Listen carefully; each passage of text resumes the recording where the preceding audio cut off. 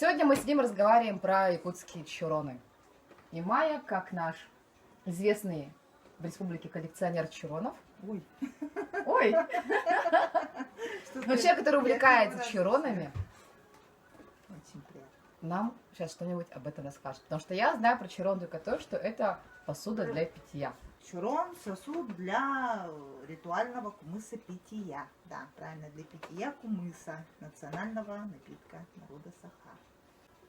Это использовалось только во время праздников или в повседневной жизни якуты тоже пили из этого?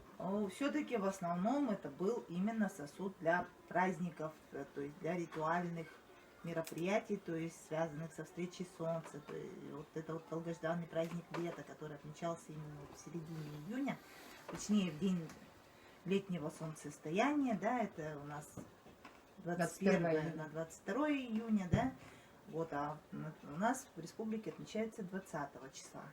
Ну, сегодня вот выходной день. Начиная с 20. Да. Вот, и вот целый год чуроны стояли в амбарах для того, чтобы их сегодня выставили, да, и наполнили таким кумысом священным и угощали всех гостей. Праздник. Также использовали на свадьбах для встречи Ну да, дорогих да. гостей. Вот выносили кумыс, там, как хлеб-соль, угощали кумысом Да. дорогого гостя. А слово чурон что обозначает? Как можно перевести на русский язык? Это как-то вообще переводится? Ну, чурой, чурот переводится как вот поднятый вверх, вытянутый. Вытянутый, да. Поэтому есть такая форма, да, так идет Да. удлиненная. Мгм. То есть большие чуроны были в основном вот с одной ножкой, как вот здесь. Их вот Они так именно поднимали ритуальные. вверх, посвящали богам и Солнцу. пускали по кругу, да. А вот эти трехножные, они были более бытовые, поменьше размерами. Трехножные они действительно, они были как индивидуального пользования, в захоронениях они. Ну, в захоронениях и те, конечно, встречаются, но вот все-таки трехногие чуроны, они как вот Объемом поменьше были. объемом поменьше, да. Ну, такая традиция.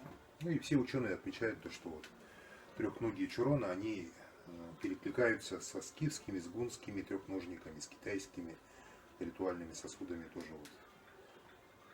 Изначально, скорее всего, это был, наверное, вот такой типа глиняный горшочек, ну, у гуннов, у скифов. И был отдельно треножник, на который, Ну, это да, был котел, подставка. на котором готовили. в Да, котором ставили готовили. так и вот 3 ноги. А потом все это трансформировалось вот в такой вот сосуд. На данный момент вот такие сосуды в основном только у нас встречаются. Ну вот еще из Америки, да? Ну, У майя. да, вот Что-то есть похожее. похожие, говорят, и в Мексике где-то, и в майя, племя майя, вроде похожие есть сосуды. Ну, вот типа таких вот низкие приземистые бронзовые сосуды китайские были, они прямо там несли функцию непосредственно как документ. То есть там писалось, отливалось то, что такой-то назначен наместником провинции там, или получает такой-то земельный надел, и это по наследству потом вот, бронзовые сосуды передавались. То есть это был как документ. Бронзовый сосуд такой огромный, литой. Вот у нас есть такой прекрасный экспонат. Это трехногий чурон, сунтарский. Кстати, форма ножек, она отличалась по местностям, да, где изготавливали у нас. Ну, вот здесь, вот, например, больше похоже на лошадиную Да, копыта, лошадиное копыто, на ногу лошадиную. такие были вот, а вот у сунтарских у них прямо копытцев здесь мы не видим, да.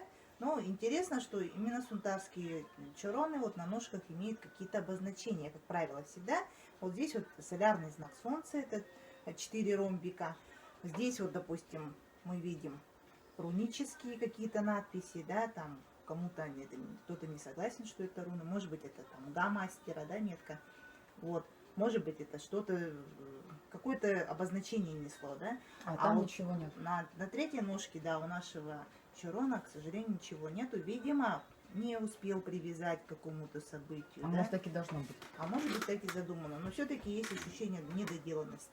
Ну да, там еще и узоры разные на ножках абсолютно. Абсолютно разные, да. Они не повторяются. То есть этим чуроном все-таки что-то хотел мастер Передать. донести, да, до потомков или в качестве памятного, может быть. Май, а то, что вот узор различается, вот здесь, допустим, вот такие вот, как называется, пояски, да? Вот что на этом чароне, что на этом, они, в принципе, одинаковые. А вот поверху окантовка, она разная абсолютно. Да, вот узоры, они несли какую-то смысловую нагрузку обязательно, да, то есть это вот, повторюсь, мы находимся на стадии собирательства, наполнения своего музея, поэтому нам еще предстоит это все изучать и изучать.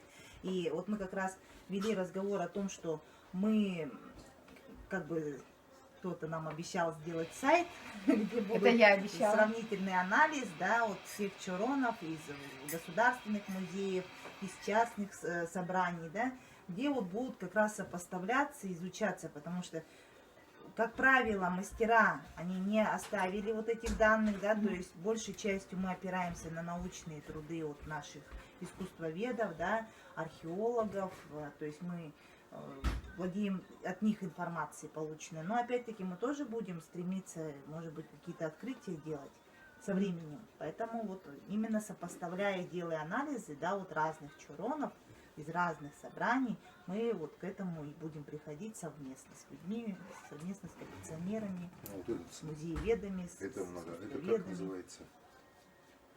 Гребенчатый. Гребенчатый тарахую. Да. Да. Тарахую это плодородие. М. Трава. Да. Трава.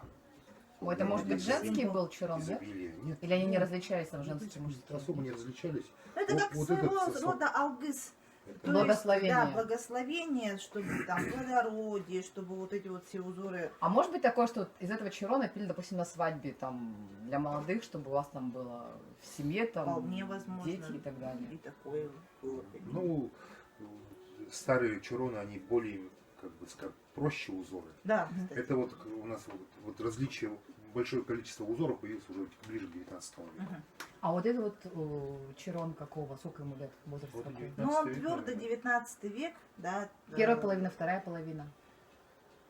Ну, тут непонятно. Вообще, некоторые специалисты склонялись к тому, что это самый старый экземпляр у нас. А из чего делали чароны? Это же дерево?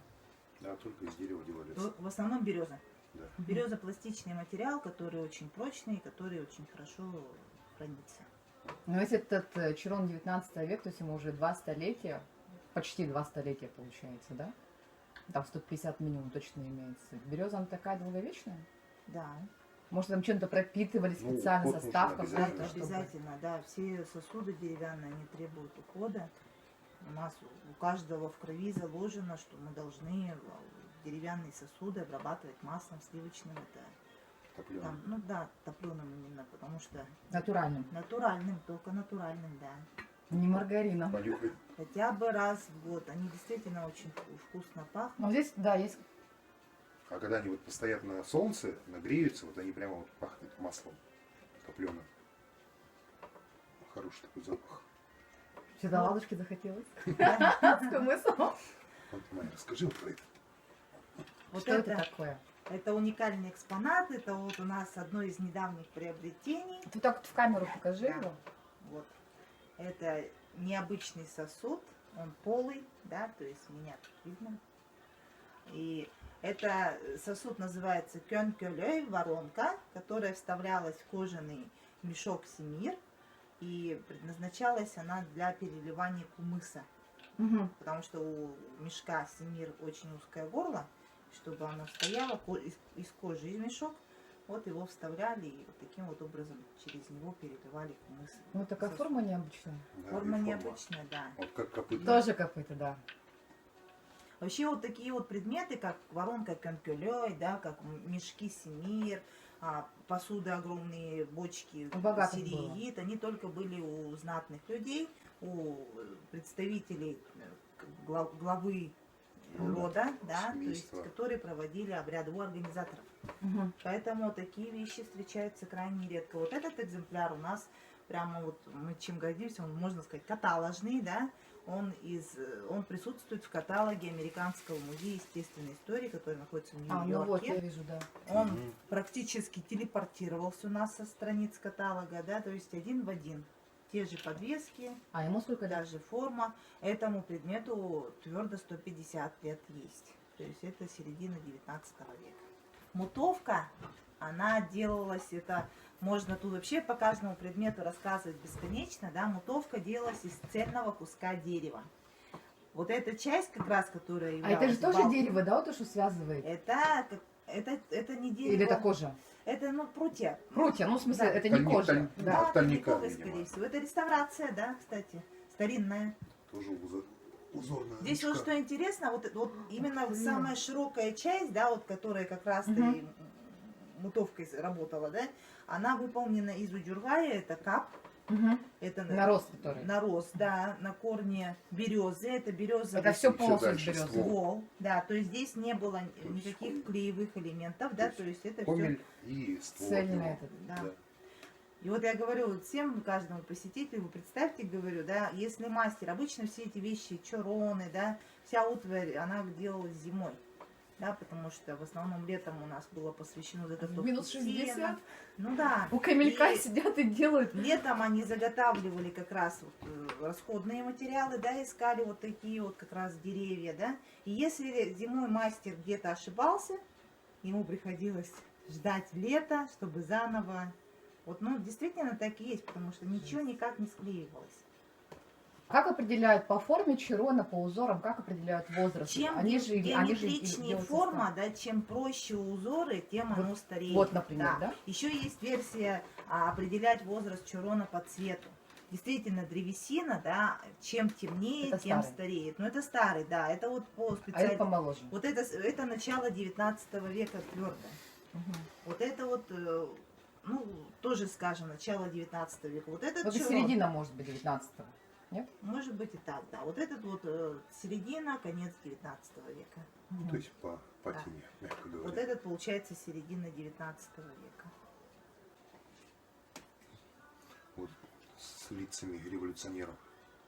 Это чурон, И вот Нестор Каландрашвили. да, это чурон называется Грузия, привет. Герои гражданской войны. Значит, здесь очень хорошая копия. Это чурон называется дублет. Дублет в смысле... Дубликат. Как, да, как Двойник. Ну, копия. копия с Копия. костяного чурона. То есть этот сам оригинал находится, видимо, где-то в центральных, да, фондах. Вот, и на чуроне вот как раз лики героев гражданской войны, там причем очень четко прописаны фамилии, и Каландарашвили здесь, и Строт, и Егоров, и Алексеев, то есть, ну, тут Курашов.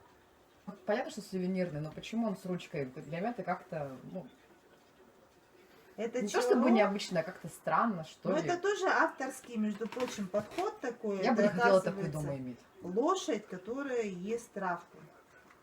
Вот голова лошади. вот трава. Да. Получилась ручка. Или лошадь закусила свой хвост.